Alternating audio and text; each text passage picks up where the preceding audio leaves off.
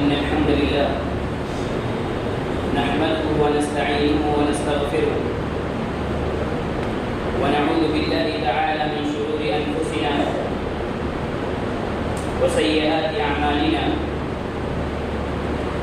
من يهده الله فلا مضل له ومن يضلله فلا هادي له. وأشهد أن لا إله إلا الله وحده لا شريك له جل عن الشبيه والمثيل والكفء والند والنذير. وأشهد أن محمدا عبده ورسوله وصفيه وخليله وخيرته من خلقه وأمينه على وحيه. أرسله ربه رحمة للعالمين وحجة على العباد أجمعين. فهدى الله تعالى به من الضلالة وبصر به من الجهالة وكثر به بعد القلة وأغنى به بعد العيلة ولم به بعد الشتات وأمن به بعد الخوف ووحد به بعد الفرقة. فصلوات الله وسلامه عليه وعلى آله الطيبين وأصحابه الغر الميامين. ما اتصلت عين بنظر ووعت أذن بخبر وسلم تسليما كثيرا. أما بعد، فإن خير الحديث كتاب الله وخير الهدي هدي محمد صلى الله عليه وسلم وشر الأمور محدثاتها وكل محدثة بدعة وكل بدعة ضلالة وكل ضلالة في النار. فأعوذ بالله من الشيطان الرجيم. بسم الله الرحمن الرحيم. قاف والقرآن المجيد بل عجبوا أن جاءهم منذر منهم فقال الكافرون هذا شيء عجيب أإذا متنا وكنا ترابا ذلك رجع بعيد قد علمنا ما تنقص الأرض منهم وعندنا كتاب حفيظ بل كذبوا بالحق لما جاءهم فهم في أمر مريج أفلم ينظروا إلى السماء فوقهم كيف بنيناها وزيناها وما لها من فروج والأرض مددناها وألقينا فيها رواسي وأنبتنا فيها من كل زوج بهيج. وقال جل شأنه في سورة البقرة: بسم الله الرحمن الرحيم. يا أيها الذين آمنوا كتب عليكم الصيام كما كتب على الذين من قبلكم لعلكم تتقون. وعن أبي هريرة رضي الله عنه عن النبي صلى الله عليه وسلم قال: قال الله عز وجل: كل عمل ابن آدم له إلا الصيام فإنه لي وأنا أجزي به. والصيام جنة فإذا كان يوم صوم أحدكم فلا يرفث ولا يسخب فإن سابه أحد أو قاتله فليقل إني امرؤ صائم. وقال النبي صلى الله عليه وسلم: والذي نفس محمد بيده لخلوف فم الصائم أطيب عند الله يوم القيامة من ريح المسكين. أو كما قال عليه الصلاة والسلام: كما في روایت مسلم رحمہ اللہ. تمام قسم کی تعریفات، توصیفات، بڑائی اور کبریائی ایک اللہ رب العالمین کے لیے لائق و زیبا ہے. اور درود و سلام نازل ہو اللہ کے تمام انبیاء پر، خصوصاً آخری نبی جناب محمد رسول اللہ صلی اللہ علیہ وسلم پر. اللہم صلی علی محمد وعلی آل محمد كما صليت على إبراهيم وعلى آل إبراهيم إنك حميد مجيد. اللهم بارك على محمد وعلى آل محمد كما باركت على إبراهيم وعلى آل إبراهيم إنك حميد مجيد. رب اشرح لي صدري ويسر لي أمري واحلل عقدة من لساني يفقهوا قولي. محترم و مکرم حاضرین، اللہ رب العالمین کا کوئی بھی کام، کوئی بھی عمل اور کوئی بھی فعل حکمت و مصلحت سے خالی نہیں ہوتا. اللہ رب العالمین اس دنیا میں اپنی مخلوقات کے حق میں، جن و انس کے حق میں، جمادات اور نباتات کے حق میں جو بھی فیصلہ کرتا ہے، وہ تمام اعمال، وہ تمام افعال اور اللہ رب العالمین کے وہ تمام فیصلے حکمت و مصلحت سے پر ہوتے ہیں. اللہ رب العالمین اپنی شریعت میں، شریعت اسلامیہ میں جو بھی احکام ہمارے اوپر نافذ کرتا ہے، وہ تمام احکام اللہ رب العالمین کی حکمت و مصلحت سے پر ہوتے ہیں. یہ بات اور ہے کہ اس حکمت و مصلحت کو اور ان اسرار و رموز کو ہم نہیں سمجھ پاتے، یا ان میں سے کچھ کو سمجھ سکتے ہیں. اور اسی لیے قرآن کریم میں اللہ رب العالمین نے خود ان گنت مقامات پر اپنے لیے صفت حکمت کو ثابت کیا.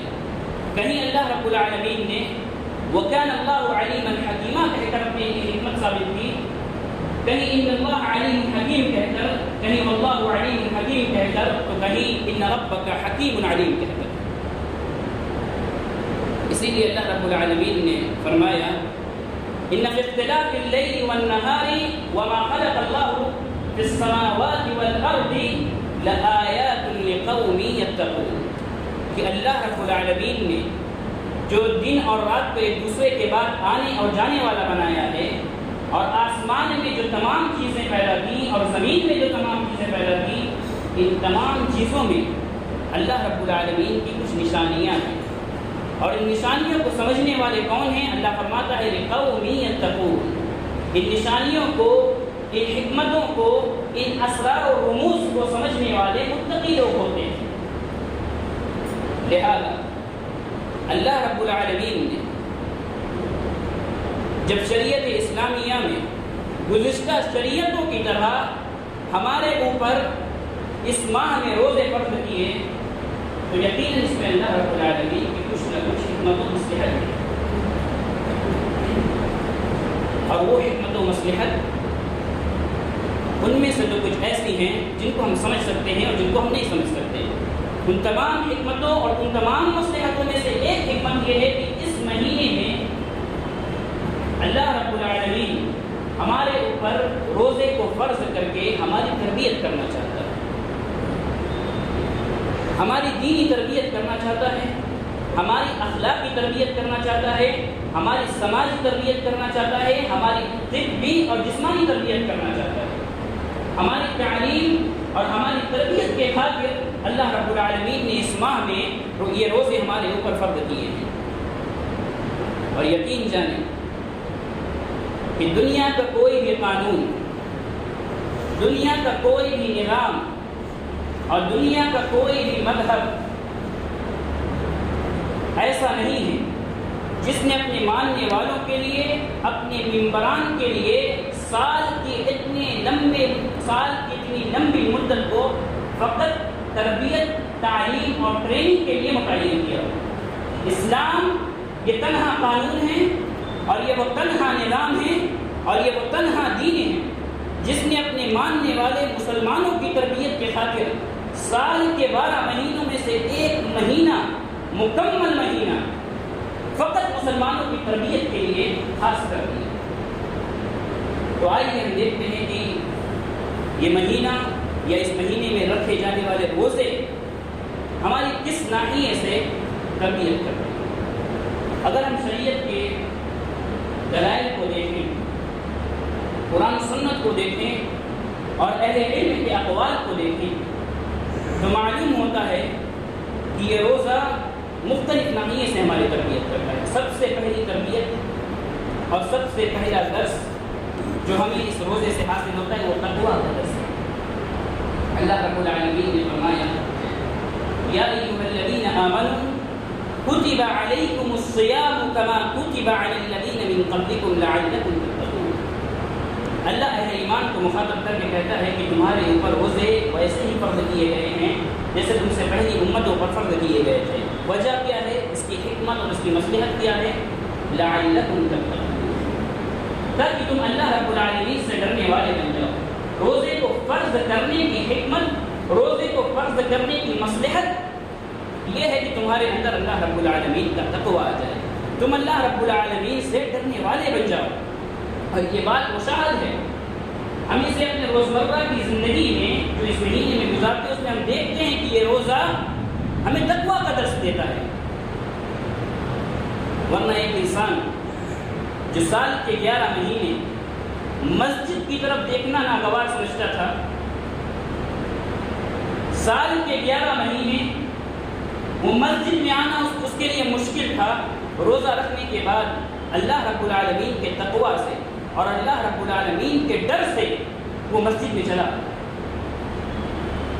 مسجد میں آنا تو بہت دور کی بات ہے، 5 وقتہ نماز تو بہت دور کی بات ہے۔ وہ شخص جو سال کے 11 مہینے فرض نمازیں ادا نہیں کرتا تھا، رمضان کے مہینے میں روزے کی برکت سے وہ 8 رکعت تراویح کھڑا ہو کر امام کے ساتھ پڑھتا ہے، جو کہ فرض نہیں۔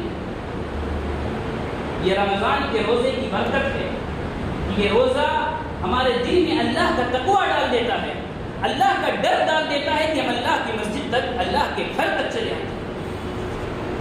اور اسی لیے حضرت علی رضی اللہ عنہ نے جب تقویٰ کی تعریف کی تو فرمایا کہ التقویٰ هي الخوف من الجليل والعمل بالتنزيل والقناعة بالقليل والاستعداد ليوم الرحيل۔ حضرت علی رضی اللہ عنہ نے فرمایا کہ تقویٰ یہ ہے کہ تم اللہ رب العالمین سے ڈرو، قرآن پر عمل کرو یعنی شریعت پر عمل کرو، والقناعة بالقليل دنیا میں تھوڑی سی چیز پر راضی ہو جاؤ، والاستعداد ليوم الرحيل اور قیامت کے دن کے لیے تیاری کرو۔ حضرت علی رضی اللہ عنہ نے تقویٰ کی جو تعریف کی اس میں 4 نقطے بیان کیے۔ سب سے پہلا نقطہ حضرت علی رضی اللہ عنہ نے بیان کیا کہ الخوف من الجلیل، اللہ رب العالمین سے ڈرنا یہ تقویٰ ہے۔ اب ایک روزے دار کے اندر ہم جب دیکھتے ہیں کہ اس کے اندر اللہ کا ڈر رہتا ہے، یقیناً رہتا ہے۔ اللہ کا ڈر ہے تب تو وہ اللہ کے گھر تک چلا آ رہا ہے، اللہ کا ڈر ہے تبھی تک تو وہ صبح سے لے کر شام تک بھوکا پیاسا رہتا ہے، ورنہ اس کو کس کا ڈر ہے؟ انسان چھپ کر کھا بھی سکتا ہے، انسان چاہے تو وہ مسجد تک نہ آئے، اللہ کا ڈر ہے اس کے اندر، اللہ کا خوف ہے، اللہ کا تقویٰ ہے، تب تو وہ مسجد تک آ رہا ہے اور دن بھر بھوکا اور پیاسا رہ رہا ہے۔ دوسرا نقطہ حضرت علی رضی اللہ عنہ نے تقویٰ کے بارے میں بیان کیا کہ الخوف من الجلیل والعمل بالتنزیل، شریعت پر عمل کرنا۔ ایک روزے دار شریعت پر عمل کرتا ہے تب تو وہ روزہ رکھتا ہے، تب تو وہ امام کے ساتھ کھڑا ہو کر تراویح پڑھتا ہے، تب تو وہ امام کے ساتھ کھڑا ہو کر نمازیں پڑھتا ہے، تب تو وہ رمضان کے مہینے میں صدقات و خیرات میں بڑھ چڑھ کر حصہ لیتا ہے۔ تیسرا نقطہ حضرت علی رضی اللہ عنہ نے بیان کیا والقناعۃ بالقلیل، تقویٰ کا مطلب یہ ہے کہ انسان اپنی زندگی میں تھوڑی سی چیز پر راضی ہو جائے، اور یقیناً ایک روزے دار تھوڑی سی چیز پر راضی ہو جاتا ہے، تبھی تو وہ دن بھر بھوکا اور پیاسا رہتا ہے۔ چوتھا نقطہ حضرت علی رضی اللہ عنہ نے بیان کیا، والاستعداد لیوم الرحیل، تقویٰ کا معنی یہ ہے کہ تم قیامت کے دن کے لیے اس دنیا میں تیاری کرو۔ اور یقیناً ایک روزے دار اس دنیا میں خاص طور سے اس مہینے میں اپنی آخرت سنوارنے کے لیے نمازیں پڑھتا ہے، قرآن کریم کی تلاوت کرتا ہے، روزے رکھتا ہے، صدقات و خیرات کرتا ہے۔ یہ سب سے پہلا فائدہ ہوا اور اس روزے کی سب سے پہلی تربیت ہوئی جو ہم حاصل کر سکتے ہیں۔ اب سوال یہ ہے کہ جب یہ روزہ ہمیں تقویٰ کا درس دیتا ہے تو اس سے فائدہ کیا حاصل ہوگا؟ اس سے فائدہ یہ حاصل ہوگا کہ جب ہمارے دل میں اللہ رب العالمین کا تقویٰ ہوگا تو اس سے ہماری آخرت سنور جائے گی، اس سے ہماری اخروی زندگی سنور جائے گی، آخرت میں ہمیں اس سے کامیابی اور کامرانی حاصل ہو جائے گی۔ اسی لیے اللہ رب العالمین نے فرمایا کہ وَتَزَوَّدُوا فَإِنَّ خَيْرَ الزَّادِ التَّقْوَىٰ، کہ جب تم سفر کے لیے نکلو تو توشہ لے لیا کرو، زاد راہ لے لیا کرو۔ فَإِنَّ خَيْرَ الزَّادِ التَّقْوَىٰ، سب سے بہترین توشہ اللہ رب العالمین کا تقویٰ ہے۔ تو گویا یہ زندگی جو ہم جی رہے ہیں، جو اللہ رب العالمین نے ہمیں دی ہے، یہ ایک سفر کی طرح ہے اور ہمیں جانا کہاں ہے؟ آخرت تک جانا ہے۔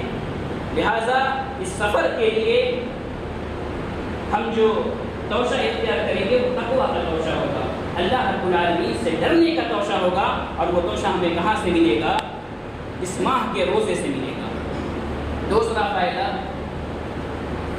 جو رمضان کے مہینے میں اس روزے سے ہم حاصل کر سکتے ہیں وہ ہے شہوات سے بچنے کا فائدہ۔ اس مہینے میں روزے رکھ کر ہم شہوات سے بچ سکتے ہیں، اپنے نفس میں پیدا ہونے والے غلط خیالات سے بچ سکتے ہیں۔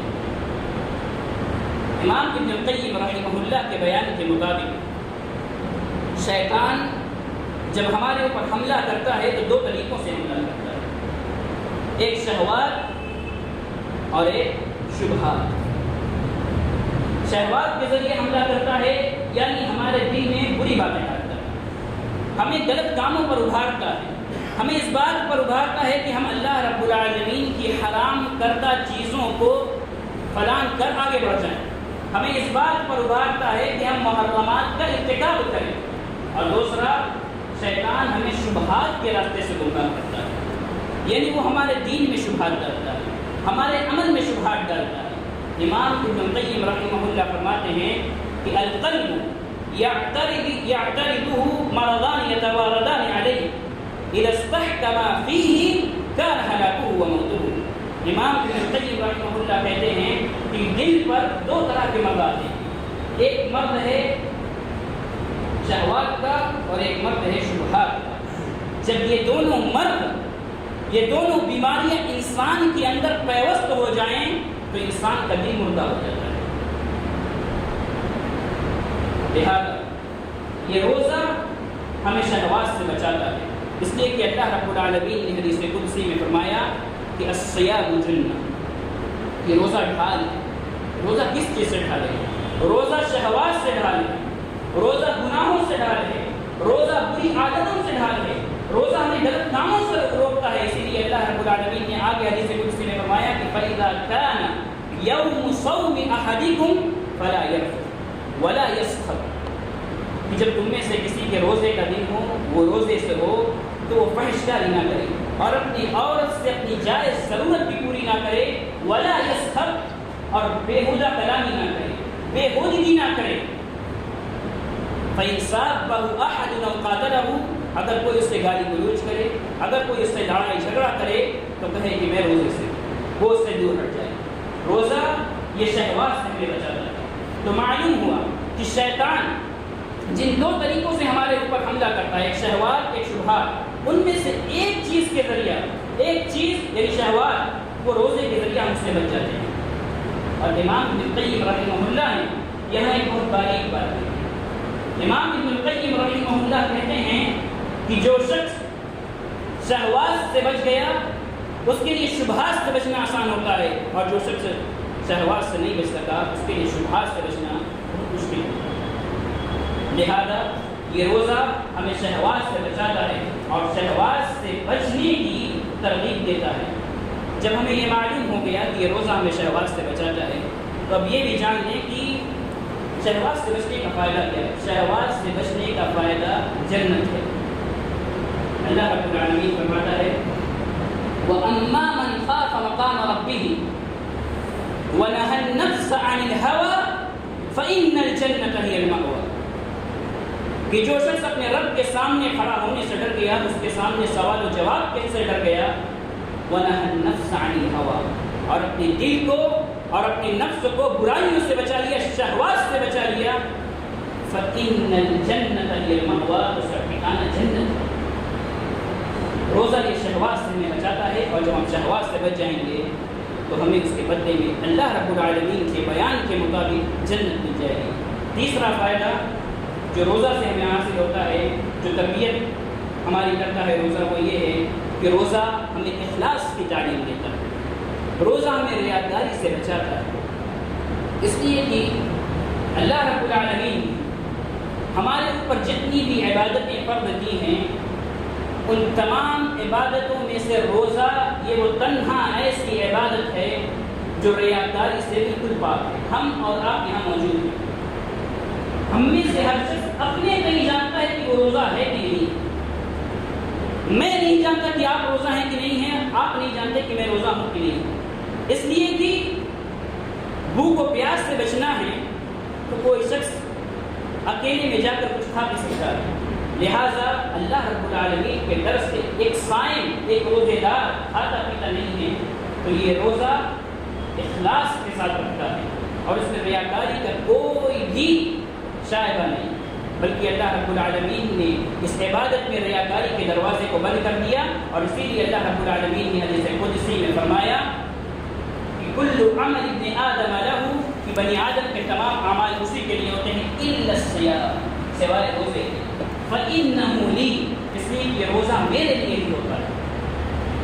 چوتھا فائدہ جو ہمیں اس مہینے کے روزے سے حاصل ہوتا ہے وہ یہ ہے کہ یہ روزہ ہمیں صبر و شکر کی تعلیم دیتا ہے۔ یہ روزہ ہمیں سکھلاتا ہے کہ ہم صبر کریں، یہ روزہ ہمیں سکھلاتا ہے کہ ہم شکر کریں۔ اللہ رب العالمین نے اگر ہمیں نعمتیں دی ہیں، اگر اللہ رب العالمین نے ہماری زندگی میں ہمیں آسانی دی ہے تو ہم اس پر شکر کریں، اور اگر ہمیں ہماری زندگی میں کسی طرح کی کوئی تنگی آتی ہے تو اس پر صبر کریں۔ یہ روزہ ہمیں سکھلاتا ہے۔ کیسے سکھلاتا ہے؟ ہم دن بھر صبح سے لے کر شام تک بھوکے پیاسے رہتے ہیں، تو بھوکے پیاسے رہ کر ہم صبر کرنا سیکھتے ہیں، اور جب افطار کرتے ہیں اور اللہ رب العالمین کی دی ہوئی نعمتوں کو کھاتے ہیں تو ان نعمتوں پر اللہ رب العالمین کا شکر ادا کرتے ہیں۔ اس طرح سے یہ روزہ ہمیں صبر و شکر کی تعلیم دیتا ہے، اور انسان کی زندگی کا مقصد اور اصل یہی ہے کہ وہ صبر و شکر کی تعلیم حاصل کر لے۔ اللہ رب العالمین نے فرمایا کہ وَنَبْلُوكُمْ بِالشَّرِّ وَالْخَيْرِ فِتْنَةً، کہ ہم تم کو شر اور خیر ہر چیز سے آزمائیں گے۔ ہم تمہیں شر دیں گے، برائی دیں گے، تنگی دیں گے، تم اس پر صبر کر لو، اور ہم تمہیں خیر دیں گے، اچھائی دیں گے، آسانی دیں گے، تم اس پر اللہ رب العالمین کا شکر ادا کر دو، تو یہ تمہاری کامیابی کے لیے کافی ہے۔ لہٰذا کامیابی کا یہ درس، صبر و شکر کا یہ درس ہم اپنے اس مہینے کے روزے سے حاصل کر سکتے ہیں کہ ہم بھوکے رہیں تو صبر کی تعلیم حاصل کریں، اور جب افطار کر لیں تو اللہ رب العالمین کی نعمتوں کو کھا کر شکر کی تعلیم حاصل کر لیں، شکر کا درس پڑھ لیں۔ لیکن افسوس ہونا تو یہی چاہیے کہ ہم اس مہینے کے روزے سے ان تمام تعلیمات کو حاصل کر لیں، اور اس مہینے کے روزے سے ان تربیتوں کو اپنے اندر ویوستھ کر لیں، لیکن ہم نے ایسا نہیں کیا، اور اس کی سب سے بڑی دلیل یہ ہے کہ ہم نے اس مہینے کے روزے سے نہ تو تقویٰ کا درس حاصل کیا، نہ تو اخلاص و للہیت کا درس حاصل کیا، نہ شہوات سے بچنے کا درس حاصل کیا۔ اس کی دلیل یہ ہے کہ شوال کا چاند نظر آتے ہی، عید کا چاند نظر آتے ہی یہ تمام مساجد خالی ہو جاتے ہیں، یہ تمام مصلیان کہاں چلے جاتے ہیں؟ قرآن کریم کی تلاوت کرنے والے یہ لوگ کہاں چلے جاتے ہیں؟ ہونا تو یہ چاہیے تھا کہ اس دور میں جب کہ پورا ملک بلکہ پوری دنیا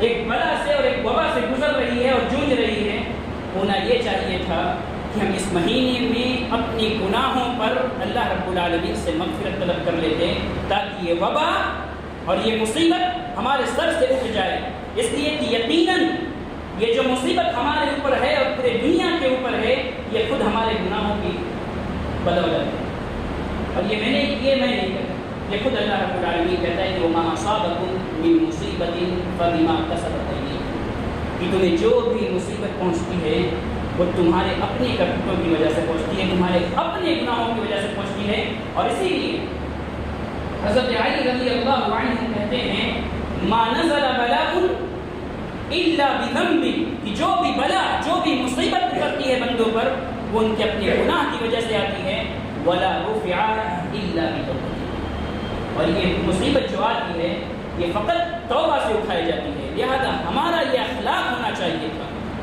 ہماری یہ ذمہ داری تھی کہ ہم اس ماہ کے روزے سے تقوی کا درس حاصل کر لیتے ہیں، ہم اس ماہ کے روزے سے اللہ رب العالمین سے اللہ رب العالمین کی طرف انابت کا درس حاصل کر لیتے، ہم اس مہینے کے روزے سے شہوات سے بچنے کا درس حاصل کر لیتے تاکہ اللہ رب العالمین کی بارگاہ میں حاضر ہو کر ہم اپنے گناہوں پر توبہ کر لیں تاکہ یہ مصیبت جو ہمارے اوپر آ پڑی ہے یہ مصیبت ہم سے دور ہو۔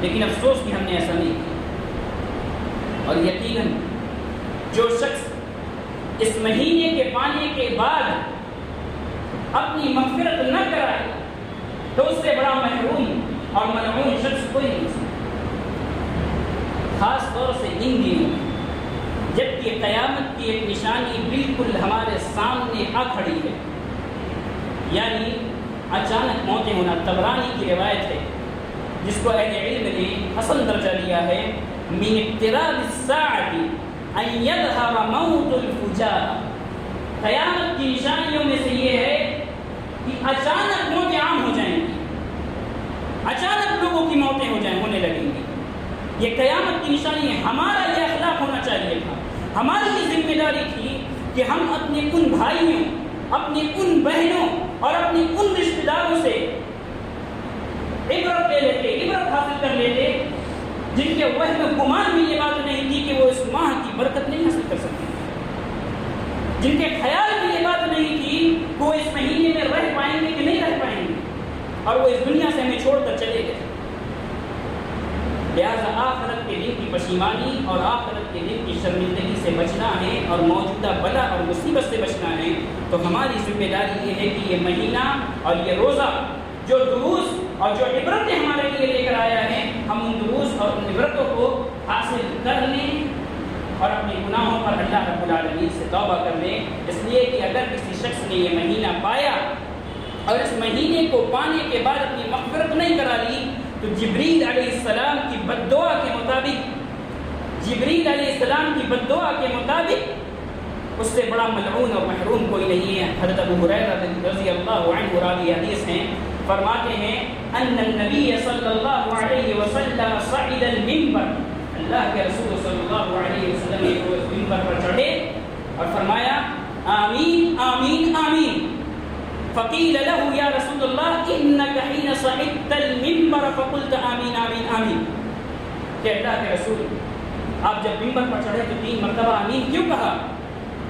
اللہ کے رسول صلی اللہ علیہ وسلم نے فرمایا کہ ان جبریل اتانی، جبریل میرے پاس آئے اور انہوں نے کہا کہ من ادرک شہر رمضان ولم یغفر له فمات فدخل النار فابعده اللہ،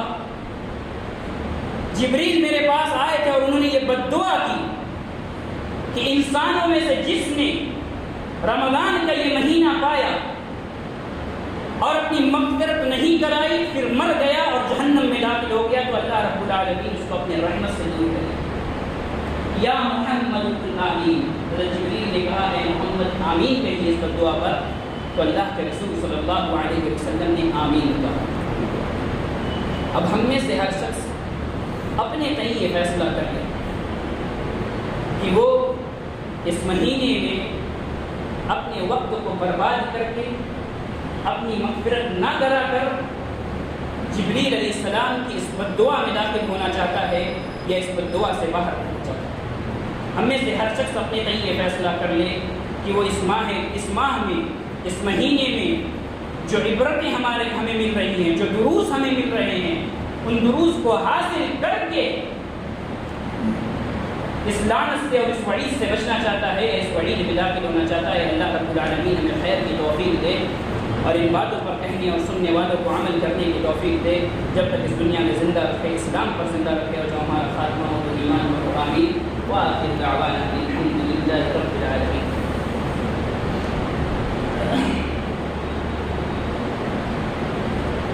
الحمد لله وحده والصلاة والسلام على من لا نبي بعده، أما بعد فإن خير الحديث كتاب الله وخير الهدي هدي محمد صلى الله عليه وسلم وشر الأمور محدثاتها وكل محدثة بدعة وكل بدعة ضلالة وكل ضلالة في النار. فأعوذ بالله من الشيطان الرجيم. بسم الله الرحمن الرحيم.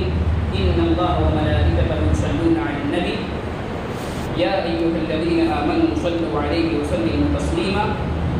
اللهم صل على محمد وعلى آل محمد كما صليت على إبراهيم وعلى آل إبراهيم إنك حميد مجيد. اللهم بارك على محمد وعلى آل محمد كما باركت على إبراهيم وعلى آل إبراهيم إنك حميد مجيد. عباد الله رحمكم الله، إن الله يأمركم بالعدل والإحسان وإيتاء ذي القربى وينهى عن الفحشاء والمنكر والبغي يعظكم لعلكم تذكرون. اذكروا الله يذكركم وادعوه يستجب لكم ولذكر